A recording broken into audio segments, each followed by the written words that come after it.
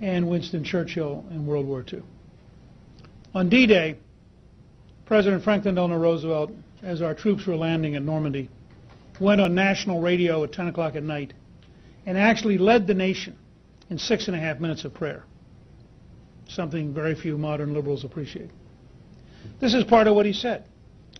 Quote, "Our sons, pride of our nation, this day have set upon a mighty endeavor, a struggle to preserve our republic, our religion, and our civilization, and to set free a suffering humanity." This was not a man who was confused about what the stakes were, nor was he confused about what the goal was. In the 1940 campaign speech in Brooklyn, President Roosevelt said the following, quote, "We must remember what the collaborative understanding between communism and Nazism has done to the processes of democracy abroad. Those forces hate democracy and Christianity as two phases of the same civilization. They oppose democracy because it is Christian. They oppose Christianity because it preaches democracy. Their objective is to prevent democracy from becoming strong." Again, hardly a man who's confused about what's at stake. Winston Churchill, at the very peak of the Battle of Britain, said, quote, "Upon this battle depends the survival of Christian civilization." Now, twice in the 20th century, with the Nazis and then with the Soviets, we had to do what it took. In the first case, in a violent, short war of enormous proportions. In the second case, in a 44-year-long campaign, which was overwhelmingly not violent. But we did what it took to preserve our civilization and to confront our enemies. I would argue that because we are unclear about the war, we are unclear about how to focus our energies. And it's interesting. Candidate Obama, in the Democratic debate August 6, 2007, says, "As president, I want us to fight on the right battlefield, and what that means is getting out of Iraq and refocusing our attention on the war that can be won in Afghanistan." Just a useful reminder as he seeks to figure out a way to avoid staying for victory. He talked at one point about Afghanistan being the central front in the fight against tyranny. I think that's wrong. And I want to propose a very bold difference. I think that there are three fronts in the current conflict that are decisive. The central front is the United States. If we do not secure this country, we will in fact lose. The second front is Europe, precisely the model of the Cold War. If we do not help reassert civilization in Europe and insist on the defeat of radical Islamists in Europe, we will in the long run lose. And the third front is the Middle East. But even in the Middle East, I want to suggest to you that it is a little bit different than you might expect. Let me start with the United States just for a minute. Since President Obama has been in office, and we'll post all of these at aei.org on the Newt Gingrich Scholar site, there have been 54 individuals arrested in this country. Engaged. Now, this is not stealth jihad, the use of propaganda, politics, etc. This is violent jihad. And when you have Americans being recruited over and over again and showing up, and I think of the 54 cases, 51 or 52 are radical Islamists. So despite every effort on the part of the elites, there's a clear pattern, and it's a dangerous pattern, and it's an expanding pattern. There's no reason to believe we're winning. There's every reason to believe that we have not yet even begun to fight, that we do not yet even understand what the campaign is about. So I would start with that. I'm not going to read them because of length, but I would urge you, if you have any doubt about either the New Jersey case or the other Sharia cases or the number of arrests in the U.S., you feel free to go to my website at AEI.org and take a look at it. Now, I got engaged recently, and did we give out the newsletter from yesterday here? Okay, outside, available for all of you if you'd like it. I do a weekly newsletter which is available at newt.org for free. And this week I did it on the World Trade Center mosque proposal. And I seemed to rattle some of our elites and even confuse some of our conservative friends. So let me be quite clear what my reasoning is. The World Trade Center site should be a battlefield memorial because it's a battlefield. This was an act of war. This was an effort to cripple America. I believe we should rebuild the World Trade Center exactly as it was the minute before it was attacked. And in World War II, there would have been zero confusion about this. We would have rebuilt it in 18 months. Because back then we understood how to do things. And imagine the psychology if we had just said that day, it will go back as it was. And it will go back as it was as rapidly as possible. It's a different psychological attitude. But here we are trapped in our own litigation, our own regulation, our own confusion, our own political incompetence. So in 9 years we can't rebuild it. And now we're being told that several blocks away what we should have is a 13-story tall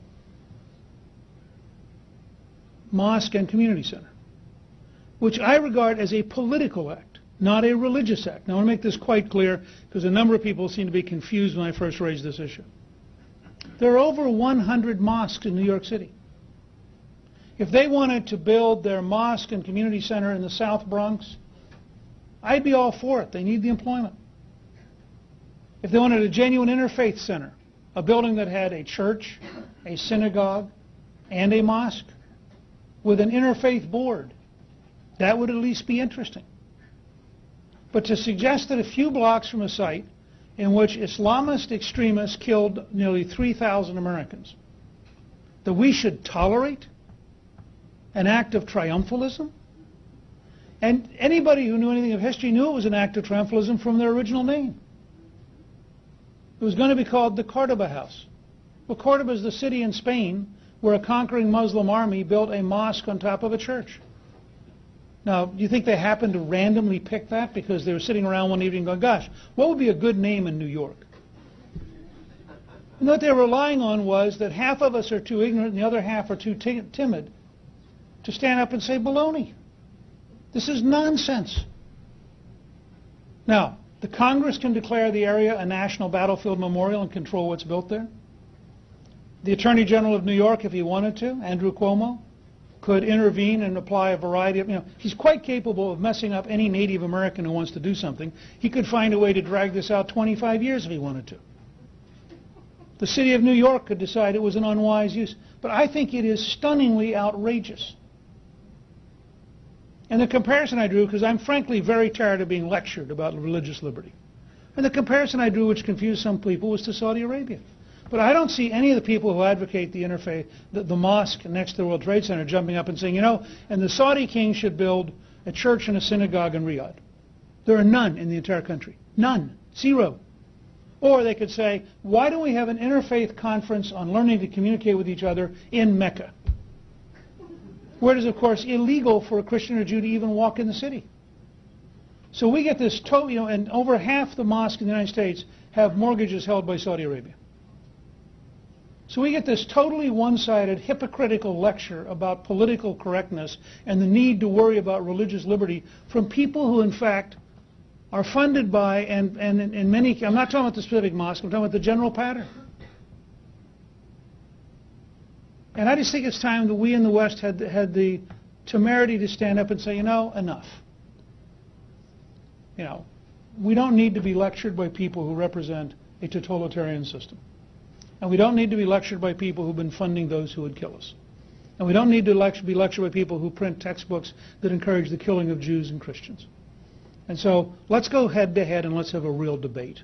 And let's talk about the future of this country and the future of the world. And it ought to be a future. But look around, by the way. Sharia is not just, this is not just a tiny thing. The largest provider of Sharia financing in the world is a government-owned institution, AIG. The state of Minnesota provides Sharia funding for housing. I mean, you turn around and step again and again and again, and what you've had is a steady infiltration of truly destructive ideas. And in the long run, it has a very serious threat. Archbishop of Canterbury, Rowan Williams, said in February of 2008, "It seems unavoidable.